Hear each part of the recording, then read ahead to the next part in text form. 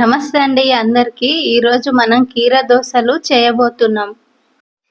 ఒక కీర దోసకాయను మంచిగా కడుక్కొని ఇలా ముక్కలుగా కట్ చేసి పెట్టుకున్నానండి.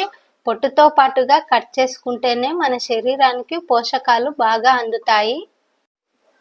ఒక కప్పు రేషన్ బియ్యాన్ని మంచిగా 2 సార్లు కడుక్కొని 4 గంటల పాటుగా నానబెట్టుకున్నానండి. ఇప్పుడు బియ్యం నుండి వాటర్ని తీసేయాలి. వాటర్ను తీసేసుకున్నానండి. ఒక మిక్సీ జార్ తీసుకొని ఈ బియ్యాన్ని మిక్సీ జార్లోకి వేసుకుందాం. కట్ చేసి పెట్టుకున్న కీర దోస ముక్కల్ని కూడా వేసుకోవాలి.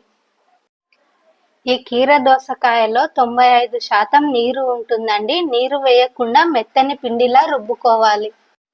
ఇలా మెత్తగా గ్రైండ్ చేసుకున్న పిండిని ఒక మిక్సింగ్ బౌల్లోకి వేసుకోవాలి.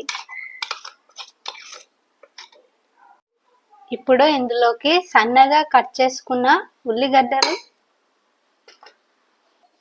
అలాగే టేస్ట్కి తగినంత ఉప్పు, 1/2 స్పూన్ జీలకర్ర వేసి మొత్తం మిక్స్ అయ్యే విధంగా మంచిగా కలుపుకోవాలి. మొత్తం అంతా మిక్స్ అయ్యే విధంగా కలుపుకొని ఇప్పుడు దోశలు వేయడానికి స్టవ్ వెలిగించుకొని దోశ పెనం పెట్టుకుంటున్నానండి. దోశ పెనం వేడైన తర్వాత 1 స్పూన్ ఆయిల్ వేసుకోవాలి.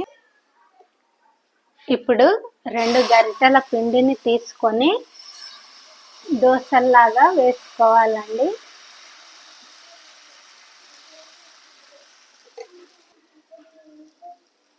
దోశల్లా పల్చగా కాకుండా కొంచెం మందంగా వేసుకోండి.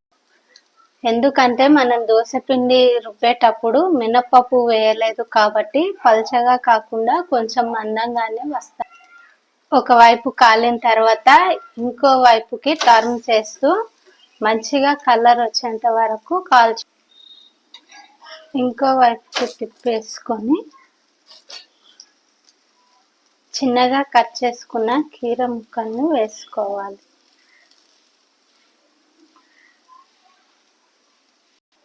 కీర దోస ముక్కల్ని వేసి ఇప్పుడు ఒక ప్లేట్లోకి తీసుకుందాం. ఇంతేనండి. ఈ విధంగా సింపుల్గా బ్రేక్ఫాస్ట్ చేసుకోవచ్చు. వేసవి కాలం కాబట్టి శరీరానికి చలువనిస్తుంది. ఈ కీర దోసల్ని పెరుగు రైతాతో సర్వ్ చేసుకుంటే చాలా బాగుంటుందండి. ఓకే అండి, వీడియో నచ్చితే లైక్ చేయండి.